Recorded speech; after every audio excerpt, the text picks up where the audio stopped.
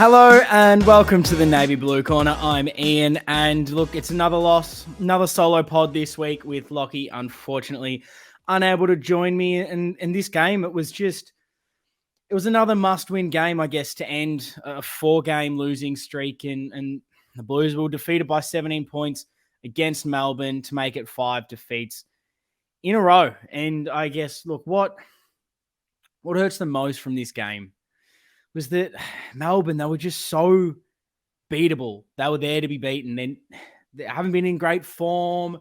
They made so many uncharacteristic errors, so many turnovers.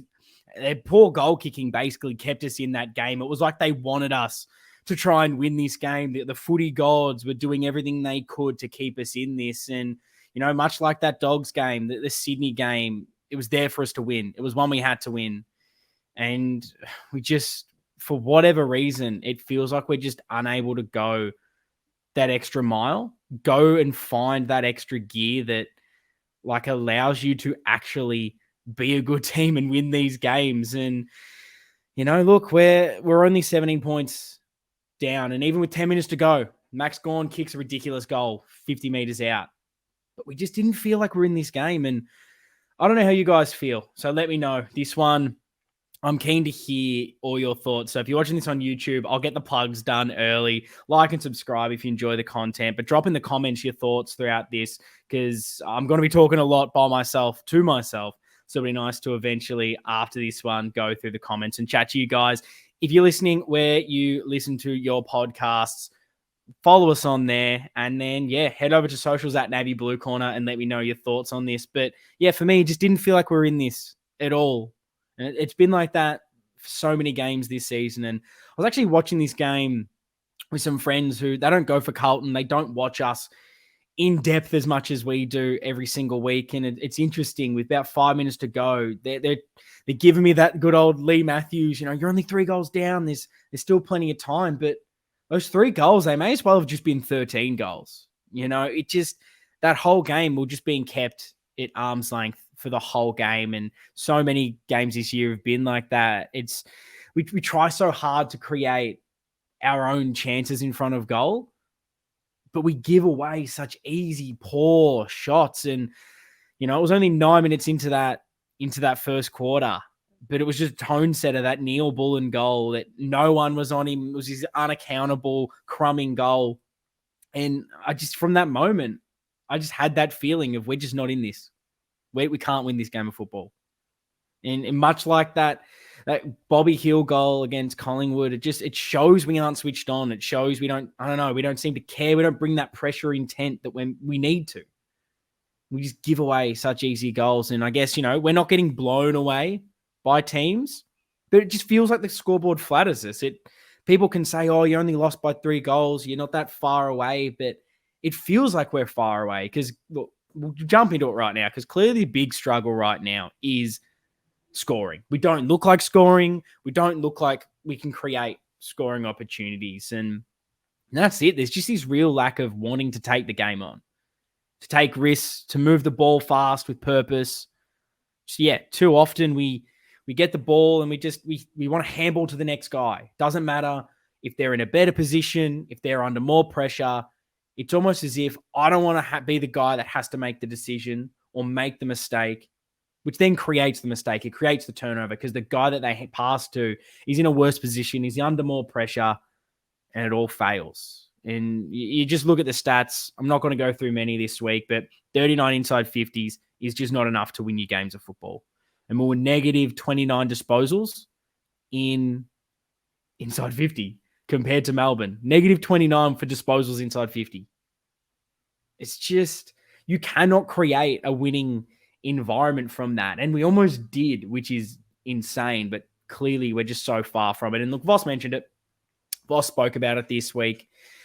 He said that I don't know the exact quote, but the sentiment was, we seem scared to take risks, scared to take the game on. And, you know, I would say a big part of this is the game plan. It's this slower game plan. It hurts. It stifles the creativity and movement. There's clearly a mentality issue of these players. And it's so frustrating, because the 3 times we looked good, and we scored 3 goals from it. We took the game on. We went through the corridor, quick handballs, looking for that overlap, looking for that play to run past. And yeah, you go figure. 3 times we take on the corridor, 3 times we go. How do you get that every single time? I don't know. Maybe last year has just scarred them so much that they're too scared to lose, but they're too scared to make mistakes. But that's making us lose because we're now playing too safe. We're too scared to run. We're too scared to turn the ball over. Too scared of this mistake. And I don't know. I don't know how we do it, but somehow there needs to be a fostering and creating this environment that encourages mistakes, because we're at the point where, take finals away from it. I just want to make us improve at this stage, get better than what we're seeing. And if we continue to make a mistake, we turn the ball over, we get hurt the other way, but we're trying to take on the right thing. We're making the right decision, taking the right risk, but the execution's off. And we're taking that right option that's sort of drilled into us by the coaches. Like, I don't know, you can live with that more than what we're seeing right now. This safe footy is just, it's not allowing us to get smashed every game, but it's not going to get us wins. And it hasn't got us wins this whole season. It's been a massive, massive, massive issue. And you look at other teams, you look at what's going on, like North and Hawthorn. I watch their games. They're not winning every week. They don't win this week, but they're trying to play footy the right way. They're just not good enough.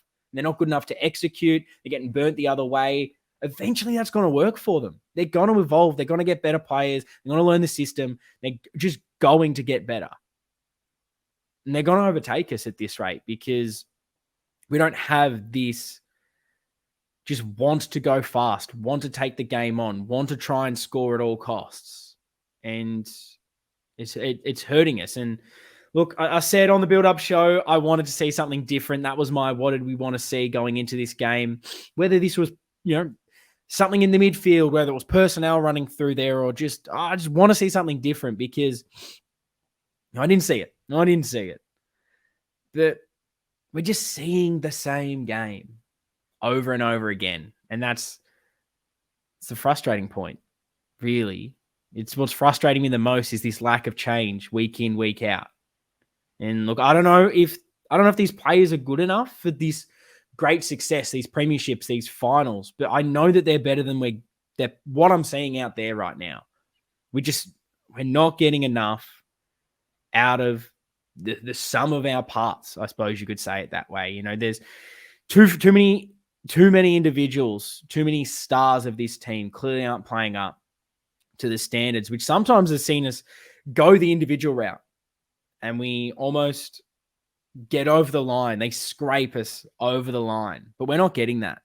We're not getting that even out of these guys. And I guess speaking to wanting change, wanting to see something different, Cripps comes out last week strongly on socials, which we love to see, got us all G'd up for this game. And you kind of expect a bit more of a response.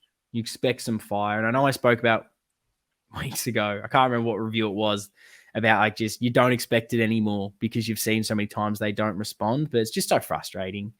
You thought with Cripper from the group, backs against the wall, do we see a bit more defensive pressure, a bit more want to tackle, a bit more want to chase, those last-ditch efforts, the hunger to just every single thing to try and get us over the line? You just don't get it. And I guess I'm tired of listening to them talk and not seeing them bring the physicality or hunger to impact the game. Because they're trying, clearly. But I don't know, there is that component missing right now in them. And, it goes back to what was spoken so much last year of this building from this hard contested side, this hard game style, physical in the contest. And I didn't see any more from Cripper this week, where I was hoping that, you set the tone from that first moment, that first tackle. You don't get that. And I don't know, you see it from everything. We didn't do it when Shane Edwards made those comments years ago about, round 1 against Richmond's their grand final. We didn't go after him. We didn't go after Bolton when we showed Doc the ball running into open goal. Like, these blokes don't respect us. And you just kind of hope that they they target these guys. I'd kill for this group to target another player that's talked shit about us. That's someone that's disrespected us. It's what other teams do. You think about what Collingwood did when Ed Langdon said some stupid shit in the media against Collingwood. They target him the next game, and so many good teams have done this, and so many physical bullying teams have done this, and we just don't do it. We just get bullied. And so more stuff comes out this week with Maynard giving it to Carlton, lack of respect, side bottom showing it, but I just don't expect anything from us to come out next time we play Collingwood and have that attitude and mentality to go, nah, we're stamping this out. Like, we're building the respect. We're going to go into every single game and show that we're harder at the contest, that we're better. We just don't do it. And it's so frustrating. I want to see something from this group. So I want, at least from the fans, to the fans, that they want to be better. Because, it, but there's that nastiness to prove it just isn't there. That's a start, I guess, of this review, talking about the lack of scoring. Clearly it's an issue. Clearly it's that. But I'll get to your listening questions to get me through this solo pod by myself. So if you ever want to get your questions in, head over to Twitter. It's where we are most of the time, at Navy Blue Corner. After the game, immediately I'll chuck it out there. We normally record Monday nights, things like that. So you get a couple of days to get your questions in. Head over to the other socials as well. If you're desperate, DM us, send the message in. We'll read it. We'll try and get in the run sheet for you. But I'll pick out a couple this week. And we've got a good one from Davo71 that says, we don't have the kicking skills or game plan to make anything work. Hence, confidence is shot. Do you think Voss will have the balls to change the game plan during the bye? He won't be sacked during his contract, but he might force out some big names season end. And it's an interesting one. It's an interesting one. I know this is it. And I don't know, it's interesting. From what I liked this week in Voss's press conference, that he finally admitted something. He said, we aren't good enough.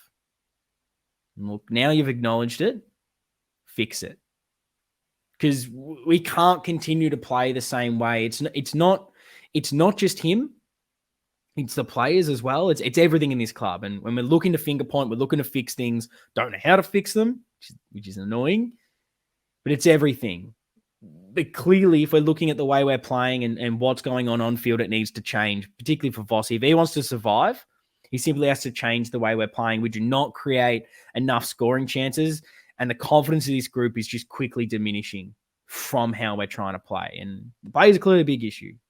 Clear part of this. They're missing easy kicks, easy tackles, easy marks. Oh, man, how many uncontested marks did we drop, whether it was in front of goal, whether it was in defense, and we just make poor decisions. Struggling with confidence to take these risks. So many things. You could list basically every single thing in a football game, and we're not doing it right at the moment. And who knows? Maybe these players, maybe they can't be coached. Maybe they can't be molded to play how the coach wants them to play. How many have tried and failed? But right now, we just can't keep doing what we're doing right now. It's simply not working, and it's not going to get us wins. We're not creating enough scores. And you look at Freo, and that gives you a little bit of confidence. They were playing a slow game style at the start of this year, struggling, not getting wins. Surely, once he's now admitted we're not good enough, something has to change. Something. But so far this season, there's just been this stubbornness to not change anything, to continue to play the same guys week in, week out that don't seem to be performing, to not try to change this midfield mix too much. We're clearly struggling with pace around the ball, but we don't really try to find the pace in this squad and put it around the ball. Something has to change, Vossi, clearly. And I'm hoping that the rhetoric in this press conference maybe makes something change, and that the more the pressure mounts, that instead of going into the shell and going, oh, we've just got to stick with what we're doing and hope it works, some risks are made. Because, is Vossi going to last? Are we going to go through another coach, and is it going to be, oh, well, we didn't try anything and we're all out of ideas? Is it that Simpsons joke already?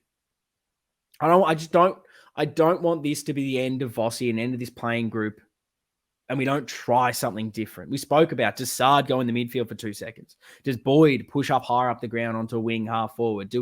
Whatever it is, something needs to push us towards wanting to move this ball fast. And I don't know. Will we see a catalyst? Can they work on this throughout the bye? Clearly something can change. Clearly they need to foster this environment of needing these risks, pushing towards it. And it's so easy to say, it's so easy to sit here and just go, move it faster, take that risky kick. Because we only seem to come to play when there's 3-4 goals down. All of a sudden we take the game on. And then as soon as we concede one, as soon as we make a mistake, we go back into our shells. So there's clearly an issue. There's a mentality piece. There's a structural piece. We just have to turn it around. And it has to happen quick. We're better than this. We're better than this. We're annoyed because we know we're better than this. Comes from love. The next question is from Brad Nickel, who does say, no questions tonight. Let's just have a good discussion on how Brody Kemp should keep his spot and not miss a game this year unless he's injured. And it's a good point. Like, if there's a shining light in this, if there's a bit of positivity, it's Brody Kemp. I thought he was exceptional. I've got some notes on him. I was going to talk about it in my votes, but I'll say it now. I thought he was a massive tick in this game. I was very impressed. My main issues with him to date have really been, I've just struggled to see where his strengths are. Like, what is he better at than anyone else? And I guess at VFL level, he's been a bit hit and miss. Sometimes he's shown he's good at intercepting and using the ball. Then he makes mistakes and he's not there. And what's his best position? Is it up forward? Is it down back? What is he? Where does he fit into this? And I guess he stepped up incredibly so far. He looks like he belongs. He looks like a man. He doesn't look like a kid. And what I loved the most from him really was just his intent. It was a real difference between him and others down there. And it didn't always come off, but there was just a strong intent and want to impact the game, want to take the mark, want to take the game on. And I just wasn't seeing that from a lot of other players, a lot of the leaders, guys that have been there for years. Is that worrying? That you only get that from the new guys? I don't know, but I liked what I saw from Brody Kemp. So definitely, he's out of contract. We need to see more from him this year, and he deserves to pretty much play that interceptor, some spot down back for the rest of the year.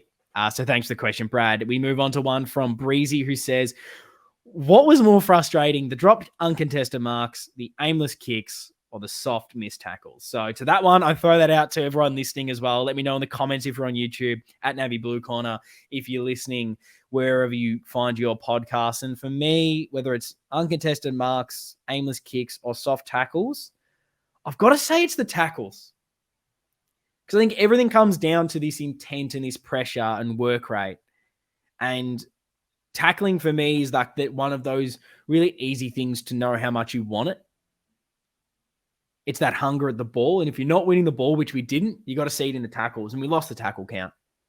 I don't have it in front of me. I don't care. I used to be so into the stats, but when clearly everything's going wrong, there's almost no point trying to decipher it because so much needs to be fixed. But the tackles, they just walk through us. And what kills me with so many of the tackles, it's the difference between us and a better side. We get the tackle. How many times does the opposition just get their hands and the play just happens to go to their player, and then we tackle again and they just get it out? But the other way, they hold us up and it's a stoppage. We don't get out. Every time. It's either holding the ball against us. Conversely, it's they get the ball out every single time. It's frustrating. I don't know how you fix that. It's intent, training, I don't know. It's something, but for me, it's the missed tackles. We've got one from, and apologies if I butcher your name. It has never been a strong suit of mine. If your name's not John or something, I tend to struggle. So this is on me. But we've got one from the lovely Zainab, who said some lovely words on Twitter, trying to really galvanize the Carlton community on there. So big shout out to you. Great question here. She asks, who is our leader on that field? And is this part of it? We've spoken about this so often on this podcast. How many times have me and Lockie gone through this? And it's that frustrating part of this podcast. Like, I feel like we're just repeating the same things, and it makes it hard for us to week in, week out, step up and try to give different thoughts. Because what else can we say on this? What else can we bring to it? But the leaders is clearly an issue. When you look at it, no finals experience, no true experience of knowing what it takes to be successful. You know, these guys that I use the example when chatting to a mate today at work. It's, you know, yeah, Paddy Cripps, exceptional player. Can't question his commitment to this football club for sticking by us through this. And we all just want these guys to succeed. It's all we want. But, you know, he has not been in a team that's gone the whole way. So it's that thing of, you might think you're working hard, but do you know if you are working hard enough? Because you might think you're at this level and this is what it takes. But if you're at Geelong last year, it was higher. This was what was expected. This was what it is to work hard. You know, is that the difference? Like, who are these guys learning off? Unfortunately, it's guys that weren't successful. We don't have the guys that have been there and done it to keep teaching and leading these standards. And on field particularly, you know, who's the educator on field that when someone isn't doing something right, when someone isn't taking that risky kick, they go up to them and let them know about it.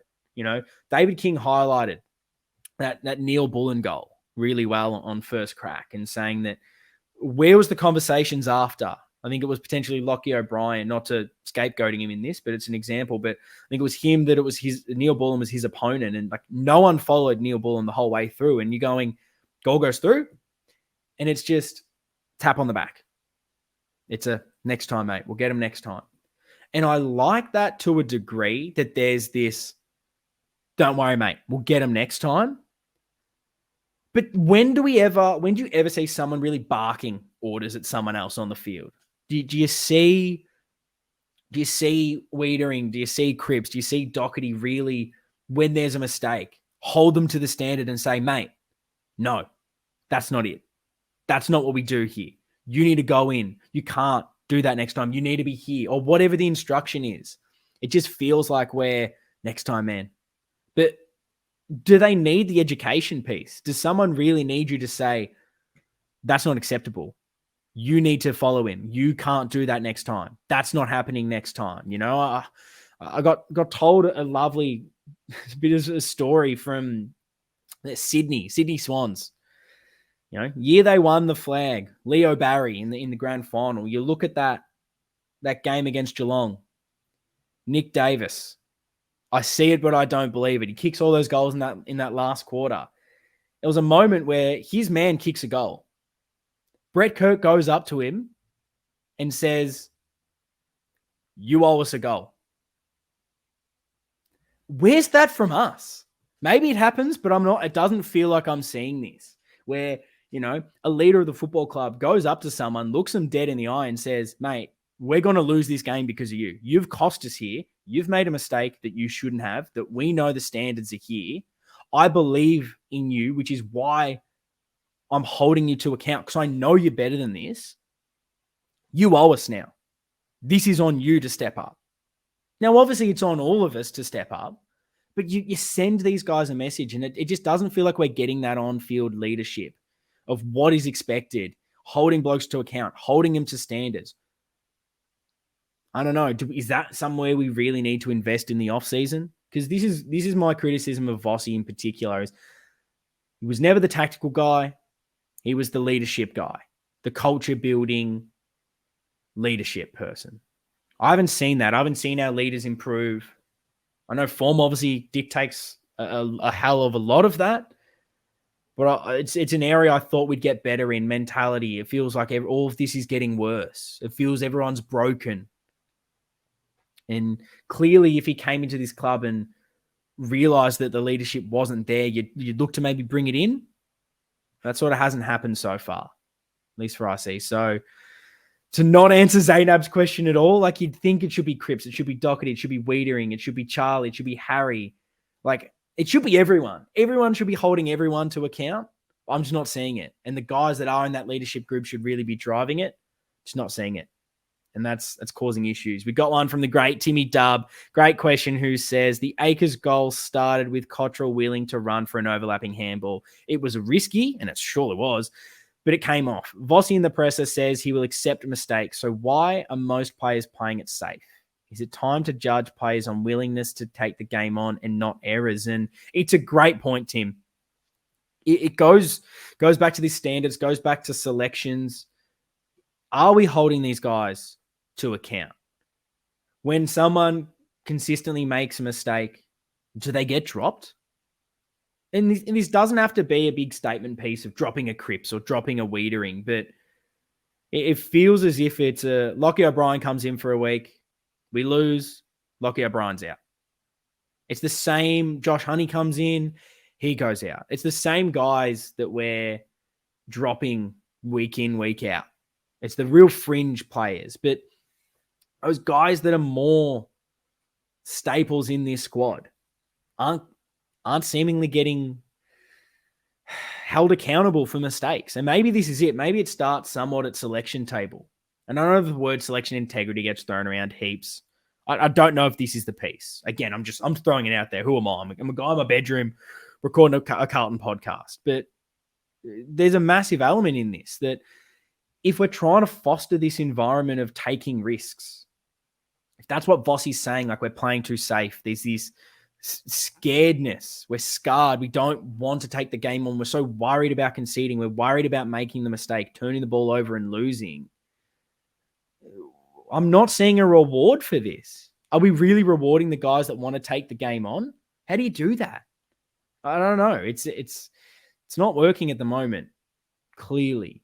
So maybe that's it. If someone has the ball and continually gets the ball in a certain area and he's not making that right decision, not handballing it to Sard for the overlap, not willing to run the overlap, because the coaches have the footage. They'll know who's not working hard. There's no movement ahead of the ball. There's no movement behind the ball.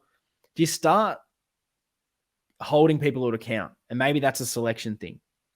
Reward those in the twos that are doing it. Even if, and this is the hard part for Voss, because he's somewhat coaching for his career, but if the higher-ups think he's the right guy and you're willing to give him time, then hold these standards. Vossi needs to be strong enough. Someone needs to be strong enough to, if they think he's the right person, say, look, we may start losing a few more games. We've already lost heaps, so who gives a shit at this stage? But I've got to set some standards. This guy needs to come in. He may not be better than the guy we're taking out. We might lose because he's this much worse, but he's doing what I want. Go back to the Ross Lyon, Mason Wood. If someone isn't doing it, I'm going to find someone who is. Doesn't feel like we're doing it. Keep rewarding Ed Curnow, who turns the ball over and makes so many mistakes. Now, maybe he's doing some other things that are right. That's why he gets selected. But there's surely others that are better. Sorry for Ed Curnow drive-by. Feels like it happens all the time. Last listener question I've got here is from Ewan Morton. Again, God, I'm so bad at pronouncing names. So we're simply shit. To improve, something has to change. What changes can happen between now and next Sunday when we play our other big rivals and not be so shit? This is it. Like, what can we do to fix this in the short term? It's obviously hard, but there just needs to be a mentality shift. Feels like I said this months ago. Feels like so many have said this. It's not just me. But attack at all costs. Who cares? Look at Gold Coast, how good footy they're playing at the moment. Do you think they care that if they make a poor mistake and they get the ball turned over? No, keep going for it. Keep trying to make the correct decision, because that's the correct decision. The execution didn't work, but that's what we're trying to do here. Reward it, celebrate it, encourage it. Encourage mistakes. These guys just feel like they're so worried. There just needs to be more handballs, more play on, more everyone runs to be a handball option at all times. Everyone is a leading option. And it goes back to this more selflessness as well. I feel like everyone's being real selfish. Everyone wants, weirdly, because some people don't want the ball, but we're like the sacrificial leads. Where's the sacrificial bump? I can't remember, and I have not watched this game back for a second time because I didn't need to. But there was one point I wanted to highlight. I can't remember who it was because I stood up. I almost clapped the it because someone actually laid a bump. They laid a shepherd. Because I'm sick of seeing a guy have the ball, handballs it to a teammate, and then he's trying to run off to be another option. When if he just took out the guy who was there, tried to lay a bit of a shepherd, tried to lay a bump on the opponent that's about to tackle him, it gives that guy 2 extra seconds to make a better disposal. But we don't do it. We're like selfishly wanting that next ball. And that's something else that needs to change. So yeah, selflessness, work rate, risk. Who gives a shit? We're already losing playing this stupid football where we're not taking the risks. Is that not enough? Oh, I'm scared about losing by 6 goals rather than 3. How about be scared of winning? Like, I don't know. What are we doing here? We're trying to minimize the loss, but we're not trying to win. Who cares? You're either going to lose this way or you're going to lose the other way, but the other way gives you a chance of winning. It gives you a chance to go forward. I don't know. I don't know where this belief stems from. Don't know where it happens. But let's go to the good in this game. Already talked about Brodie Kemp, but I'll get into the votes to talk about this. So the one vote I gave to Harry Mackay. Look, he was far from perfect, but he hit the scoreboard. He was one of few that did. Goal kicking woes are definitely far from over, but I guess kicking those goals hopefully help. Bit of confidence boost for him, for the fans, for everyone. It was good to see him get that first one. Good to see Tracy in the stands with a bit of a smile. We love to see it. So, yeah, hopefully it's not great. Still not perfect, but more from that from Harry. So I'll give him the 1. Brodie Kemp, I gave my 2. I spoke everything I needed to about him. And the 3 I give to Adam Chera. He just continues to lead our midfield. There's a want to get the ball moving. There's intent, endeavor. He just seems miles ahead of everyone else at the moment. Doesn't tend to put too many feet wrong. But he's just, he's exceptional at the moment. It's a career season for Adam Chera. Honorable mention, he was nowhere near my votes, just to get that out of the way. But I want to mention Paddy Dow. He was the talk of the selection this week. He gets the sub. He gets on early because Silvani does get that hip injury. Haven't heard of anything at the moment, but I doubt he plays next week. But Dow comes on and look, I think he only had the 9 disposals. Didn't set the world on fire. Didn't expect him to. But what I liked was that he looked to get the ball moving immediately. When he gets it, it's first option. And he was clean with hands. There's far too many times that our players, we handball to the knees, we miss handballs. He didn't miss them. And yeah, that was a bad kick if you want to highlight that. But there was a really obvious kick inside 50 to highlight. And I guess, unlike every other mid that I'm seeing right now, his intention is first option to allow a space. He wants to clear the ball. He wants to go. Like, I'm sick of our clearances in the middle. We get it. And it's like, instead of just, I have 2 meters in front of me, I'll run, I'll kick it long into the forward 50, get the clearance. It's like, who can I handball to? And it's like, they're under pressure. Just go first option. So look, Paddy Dow, far from perfect. He's not going to fix all of our problems. They're not going to play him next week, but I'd love to see him get a run of games here. Just something different, change it up. Someone that goes first, that is with clean, reward that. I don't know. Just do something different. Seriously, what do we got to lose at this stage? Does this make, I don't know, whoever doesn't get selected, if a Hewitt still can't get in, even though he's potentially back from the concussion, or I'm not saying it, but a Kennedy moves out, whatever it is, does this make them want to work a bit harder to get back in this team? I don't know. It feels like it's worth it. Feels like it's worth a run. But yeah, look, it's a bit of a shorter review this week, and it mainly stems from this.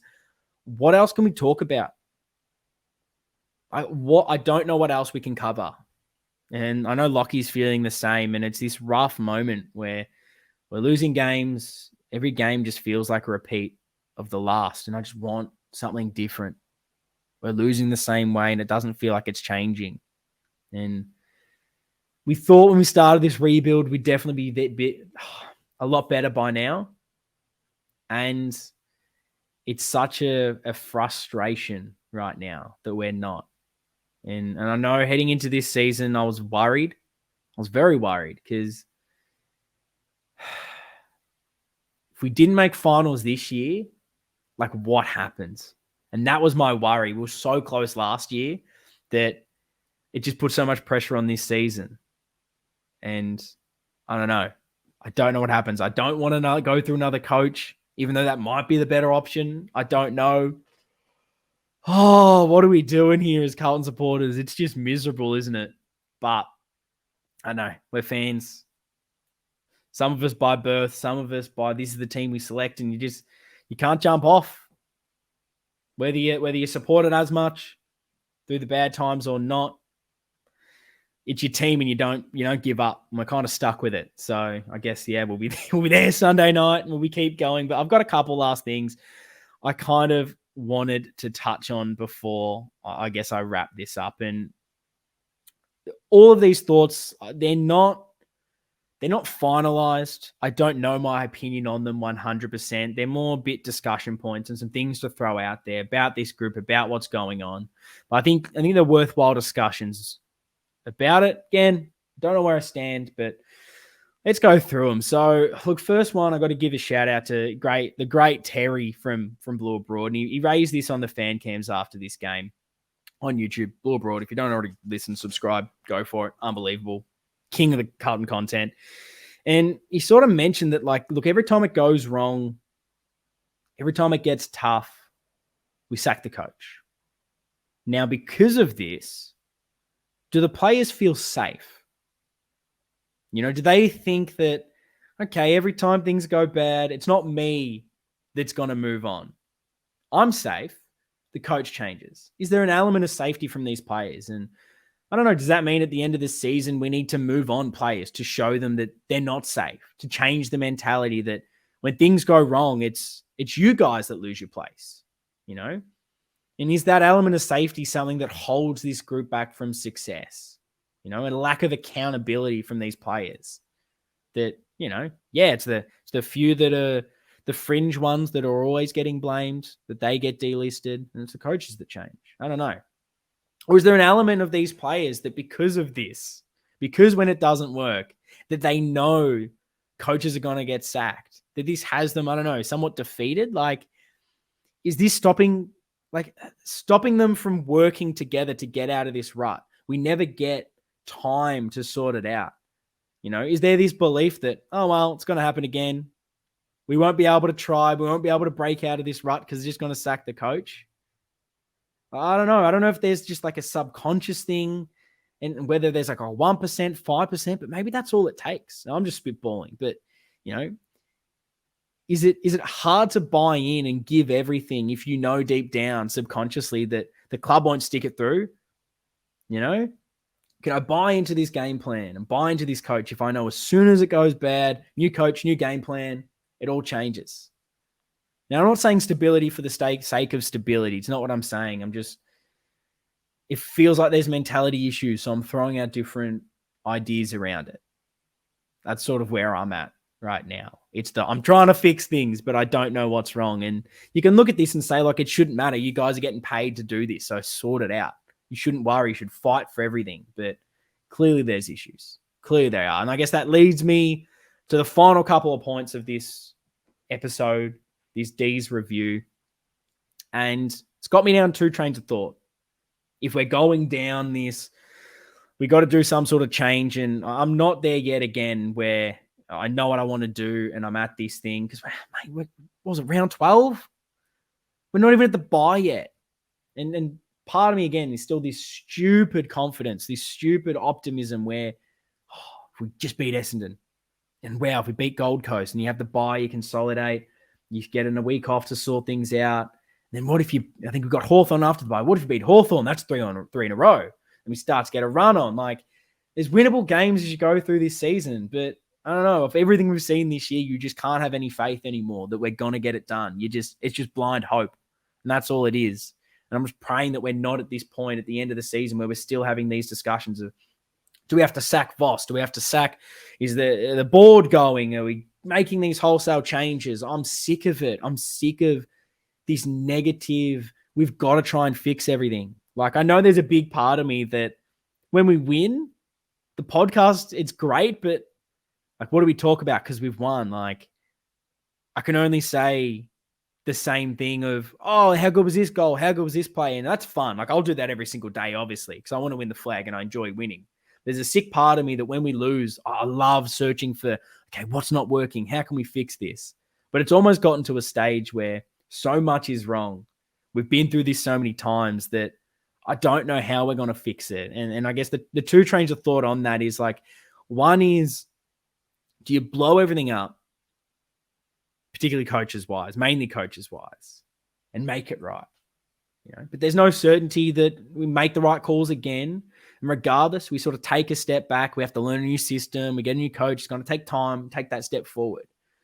And again, it's more blow it up mentality, more on the coaches, more on the footy department side, sort of saying that the players are fine. We'll keep building, but we'll blow it up on the coaches' end. We'll blow it up with the board, all of that, and we'll start again. We'll get the right people in because we've got the core of the squad and we'll keep building. Do we do that again and hope we get it right? Or do we go this other tact, which is, it's somewhat similar, somewhat different. And I'm calling it like the more stick fat route, where this one, you think you have the squad. You think, we just needed the coach. That was the mentality of this. The David Teague sacking was like, the squad's pretty much there, but it's the coach. Well, it's clear right now that the squad isn't 100%.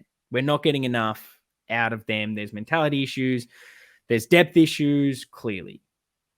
But we should be getting more out of it. It's not perfect, but we're not getting the most out of it right now. So, I don't know. Do we have to reevaluate everything?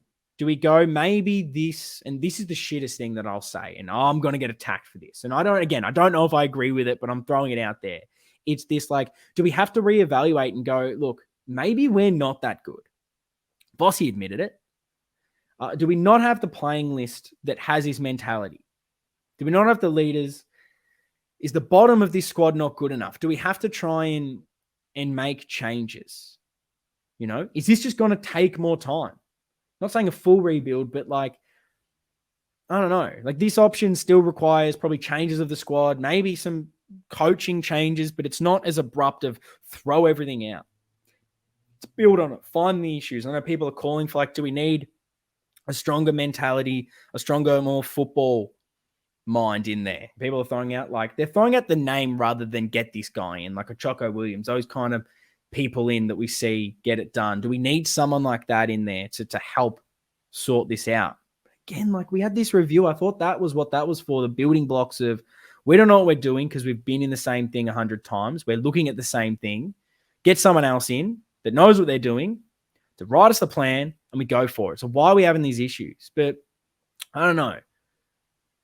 This one, is this one correct? Because we were like 1%, less than 1% away from finals last year.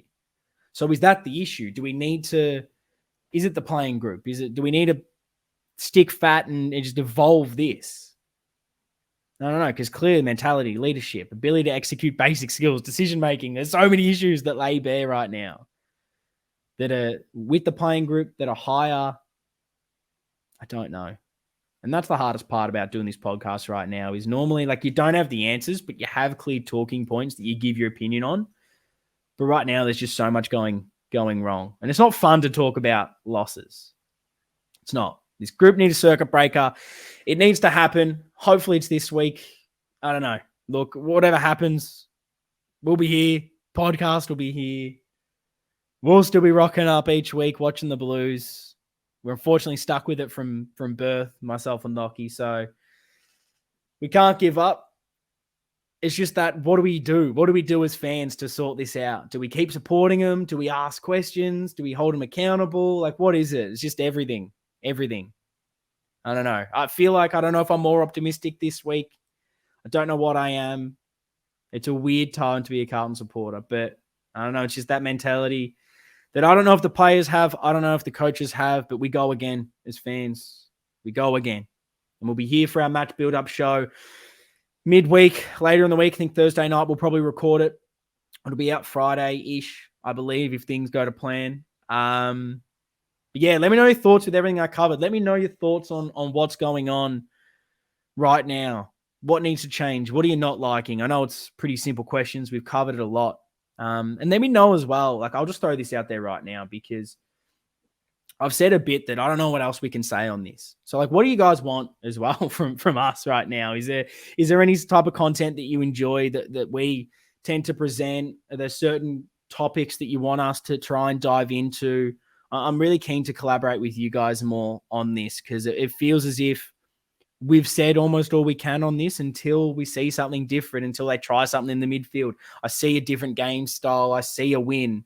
So if we go out there and lose again to Essendon the same way, like, it's going to be a grim podcast where we say the same stuff. It's, should we sack Vossi? Should we change it up? Is it the players? Is it this? Like, there's only so many ways we can cover it. So let us know if there's anything else you want to cover. I'm almost dying for the bye because we actually have some more fun content that's not just reviewing the games. Ready? So that's going to be fun to record at some stage, but let me know. Thanks for sticking by us. Thanks for sticking this long. Praying that we can turn it up and bring more of a hungry mentality, get these basic skills up, want to take the game on, show that we want to play finals, even if that's out the door. Everything from right now to the end of the season has to be to get to that number 17. Whether you make finals or not this year, everything needs to be to improve, to build towards that. Every game needs to be an incremental change, incremental growth to become better, to become the premiers, whether it's now, whether it's next year, the year after. So we can't just keep doing the same thing. There needs to be change. We need to evolve. And I hope we see it Sunday. But we'll be back with that match build-up show later this week. Remember, if you're enjoying the content, like, subscribe on YouTube, follow where you listen to this on your streaming services. Let me know all your thoughts in the comments below. Get us on social media at Navy Blue Corner, because, look, we're in this together. What I enjoy most about this podcast is being to talk to you guys, being able to get through this as a community. I think that's why I'm still here. That's why I'm still making these podcasts. It's why I still love going to the games. Because it's about the community. It's about the people. So let's get it done. Go Baggers. See you guys next time.